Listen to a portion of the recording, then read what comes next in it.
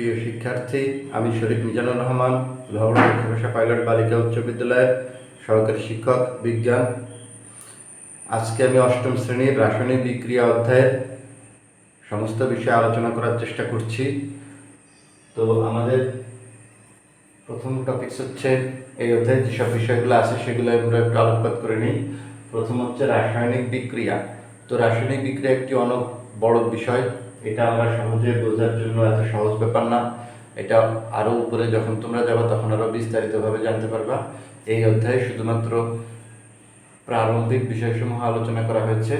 আমি চেষ্টা করব প্রারম্ভিক বিষয়ের সাথে আরও বিশেষ কিছু জানানো, যেন তোমরা অধ্যায়টি সহজেই বুঝতে পারো।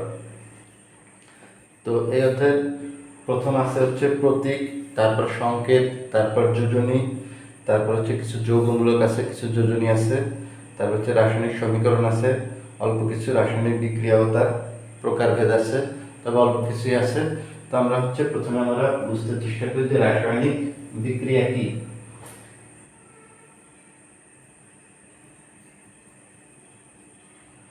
তো আমাদের রাসায়নিক বিক্রিয়া হচ্ছে যে প্রক্রিয়ায় দুটি ভিন্ন ধর্মের বস্তু একত্রিত হয়ে নতুন ধর্ম বিশিষ্ট অন্য একটা বস্তু তৈরি করে, এক বা একাধিক বস্তু তৈরি করে, তাদেরকে হচ্ছে রাসায়নিক বিক্রিয়া বলে।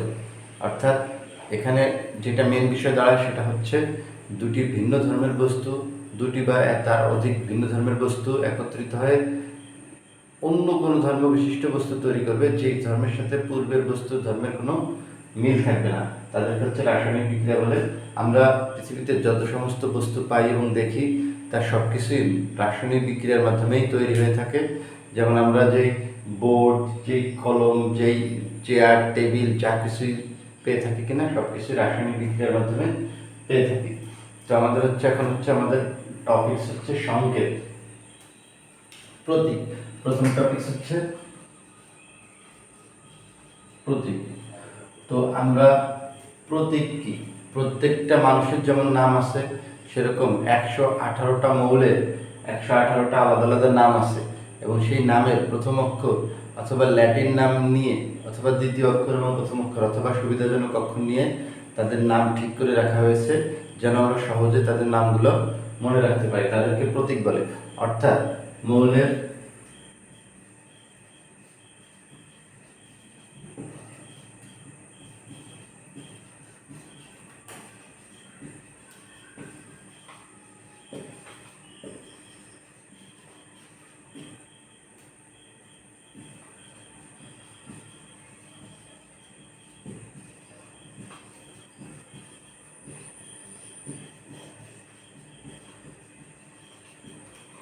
মৌলের ইংরেজি বা ল্যাটিন নামের সংক্ষিপ্ত রূপকে প্রতীক বলে। যেমন আমরা যদি দেখি যে হাইড্রোজেন, হাইড্রোজেনের প্রতীক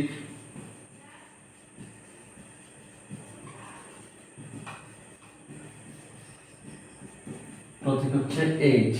ঠিক একইভাবে এটা হচ্ছে ইংরেজি নামের প্রথম অক্ষর, হাইড্রোজেনের প্রতীক। সোডিয়ামের প্রতীক সমান হচ্ছে Na। এটা হচ্ছে ল্যাটিন নামের প্রতীক, এর ল্যাটিন নাম হচ্ছে নাট্রিয়াম। তো এই নাট্রিয়ামের Naটা এখানে এসে Na প্রতীক হয়েছে। তো একইভাবে যদি আমরা ম্যাগনেসিয়াম দেখি,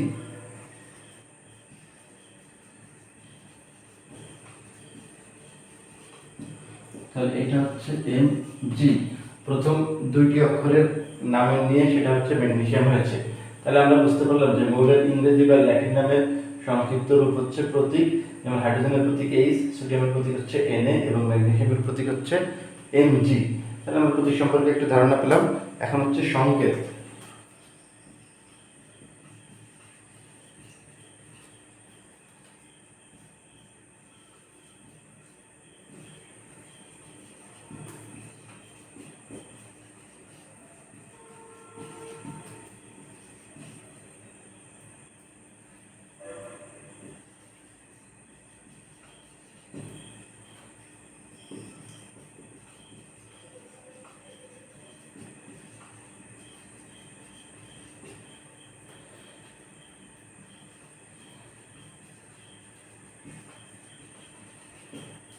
সংকেত হচ্ছে মৌলের বা যৌগের নামের সংক্ষিপ্ত রূপকে সংকেত বলে। অর্থাৎ সংকেতটা মৌলেরও হতে পারে, যৌগেরও হতে পারে, কিন্তু প্রতীক সবসময় মৌলের হবে। 118টা মৌলের 118টা প্রতীক, কিন্তু যৌগিক বা মৌলিক যে কোনো পদার্থেরই সংকেত হতে পারে। যেমন আমরা যদি বলি যে হাইড্রোজেনের সংকেত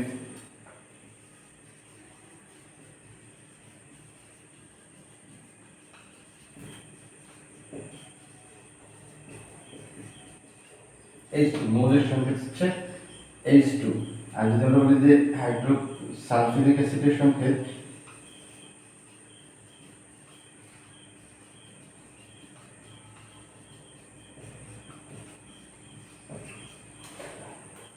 সালফিউরিক অ্যাসিডের সংকেত হচ্ছে H2SO4, হাইড্রোজেনের সংকেত হচ্ছে H2।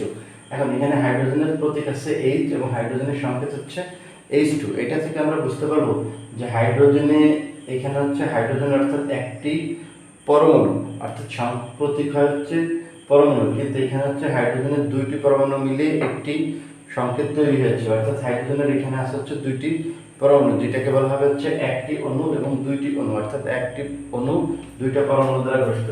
ঠিক সালফিউরিক অ্যাসিডের সংকেত হচ্ছে H2SO4, অর্থাৎ এখানে সালফিউরিক হাইড্রোজেনের পরমাণু আছে দুইটা, সালফার আছে একটা এবং অক্সিজেন আছে চারটা। এই সবগুলো মিলে হচ্ছে সালফিউরিক অ্যাসিডের একটি অণু। তো এখানে যদি 5 থাকে তাহলে হচ্ছে 5টি অণু, এখানে যদি 1 আছে বা কোনো যে কোনো সংখ্যা না থাকলে হচ্ছে 1 আছে, সেটা এটা হচ্ছে সালফিউরিক অ্যাসিডের একটি অণু। তাহলে আমরা প্রতীক এবং সংকেত সম্পর্কে একটু ধারণা পেলাম আশা করি।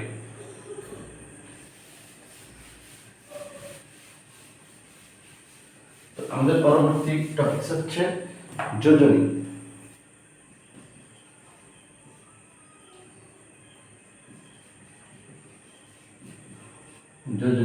তো রাসায়নিক বিক্রিয়ায় কোনো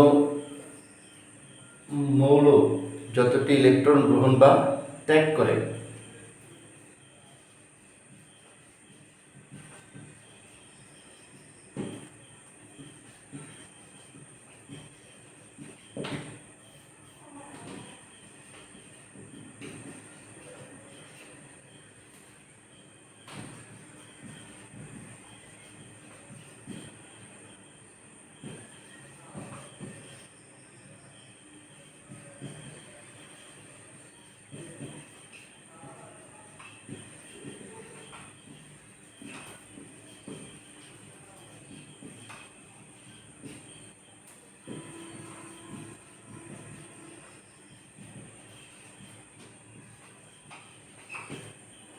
রাসায়নিক বিক্রিয়ার সময় কোনো পরমাণু যতটি ইলেকট্রন গ্রহণ বা ত্যাগ করে তাকে তার যোজনী বলে। যেমন আমরা জানি যে হাইড্রোজেনের যোজনী হচ্ছে, যেমন হাইড্রোজেনের যোজনী 1,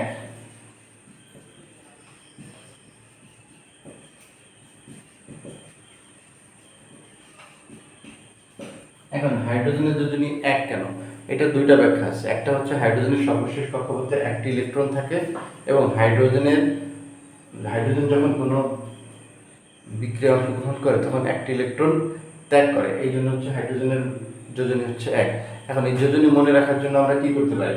যোজনী মনে রাখার জন্য আমরা পর্যায় সারণীর গ্রুপ মনে রাখতে পারি। পর্যায় সারণীর 1 নম্বর গ্রুপের মৌলসমূহের যোজনী হচ্ছে 1 এবং 2 নম্বর গ্রুপের মৌলসমূহের যোজনী হচ্ছে 2। ঠিক একইভাবে 17 নম্বর গ্রুপের মৌলসমূহের যোজনী হচ্ছে 1 এবং 16 নম্বর গ্রুপের মৌলসমূহের যোজনী হচ্ছে 2। তাহলে আমরা 1 এবং 2 এবং 16 এবং 17 এই পর্যায় সারণীর এই গ্রুপগুলো যদি আমরা মনে রাখি তাহলে আমরা সহজেই যোজনী মনে রাখতে পারবো। এখন এইটা মনে রাখার জন্য আমরা একটা পদ্ধতি অবলম্বন করতে পারি, সেটা হচ্ছে আমি লিখে দিচ্ছি 1 নম্বর গ্রুপের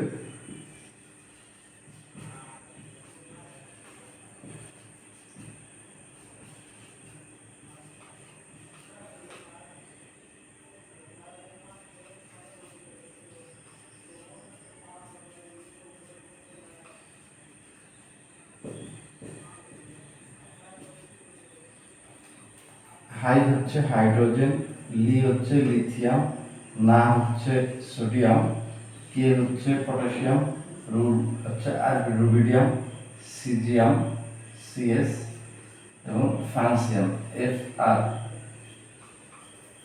এখন এই নামগুলো তো আমরা সাধারণত জানি না, যেহেতু তোমরা ক্লাস 8-এ পড়ো, এটা তোমাদের জানার সময় চলে এসেছে। তো আমরা একটু 2 নম্বর গ্রুপ দেখি।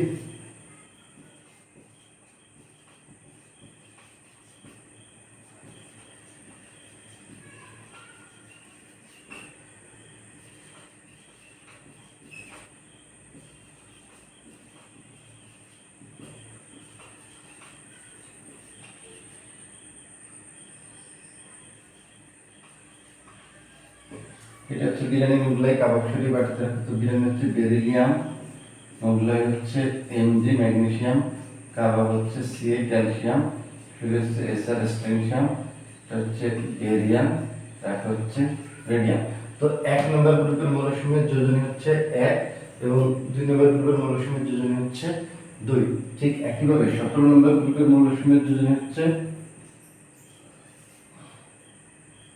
1 এবং 16 নম্বর গ্রুপের মৌলসমূহের যোজনী হচ্ছে 2। তাহলে 17 নম্বরে আছে ফ্লুক্লু,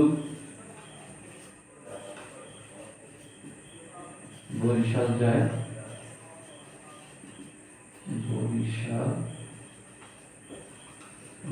আয়নাল,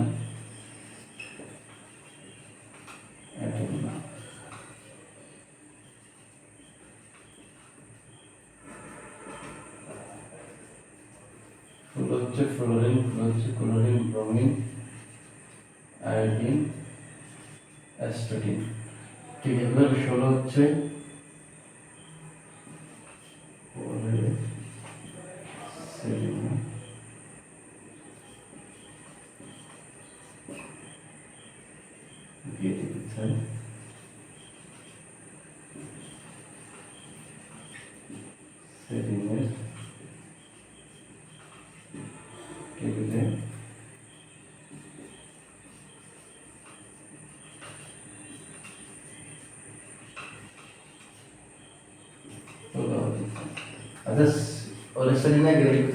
টেবিলে পোলাও যায়, তো সে পোলাও খেতে চলে গেছে। তো ওরেগন হচ্ছে অক্সিজেন, এটা হচ্ছে সালফার, গেলিক হচ্ছে গ্যালিয়াম, সেলেনিয়াম হচ্ছে সেলেনিয়াম, টেবিল হচ্ছে টেলুরিয়াম, এটা হচ্ছে পোলোনিয়াম। তো এই তাহলে আমরা এটা যোজনী হচ্ছে 2, এটা যোজনী হচ্ছে 1। তাহলে এইভাবে আমরা যোজনীটা মনে রাখতে পারি। তো এখন হচ্ছে আমাদের এই টপিকসটা আশা করি বুঝতে পেরেছো। তো আমরা পরবর্তী টপিকসে চলে যাই।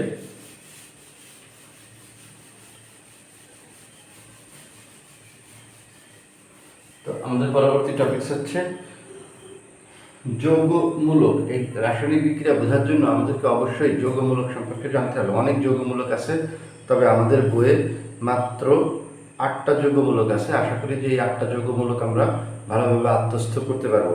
তো 8টা যৌগমূলক মুখস্থ করার জন্য আমি একটা পদ্ধতি অবলম্বন করেছি, দেখি সেটা আমরা করতে পারি কিনা।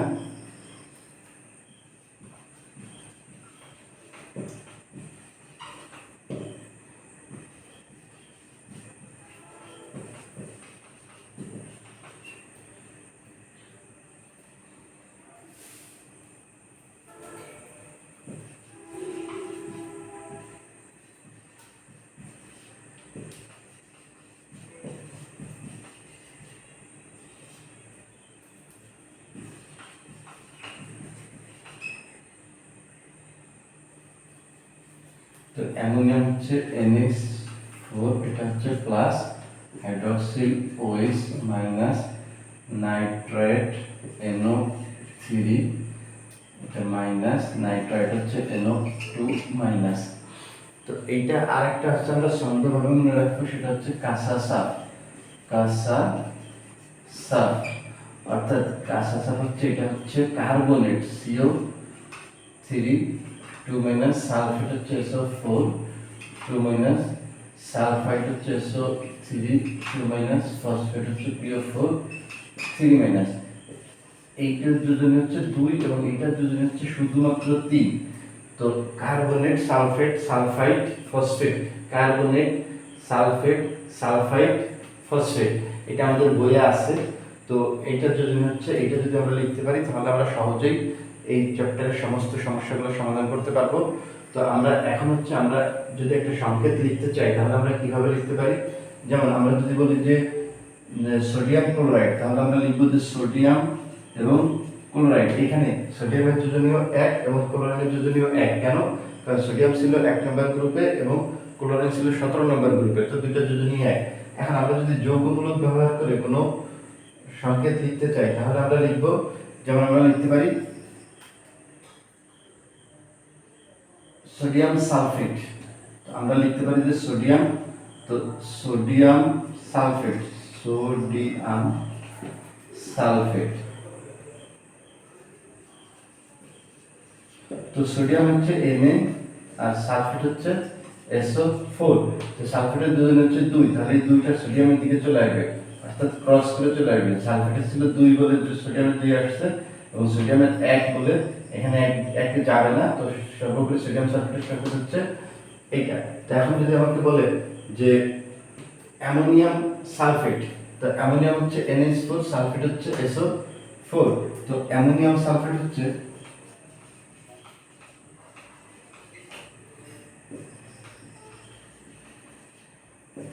NH4 SO4।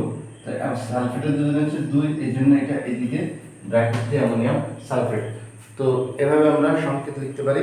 তো সবাইকে ধন্যবাদ শিক্ষার্থীরা। পরবর্তী ক্লাসে আমি রাসায়নিক সমীকরণ লেখার পদ্ধতি এবং রাসায়নিক বিক্রিয়ার প্রকারভেদ সম্পর্কে আলোচনা করব। তো আশা করি তোমরা সেটি দেখবে। তো সবাইকে ধন্যবাদ, তোমাদের সুস্বাস্থ্য এবং লেখাপড়ার উন্নতি কামনা করছি। সবাইকে ধন্যবাদ।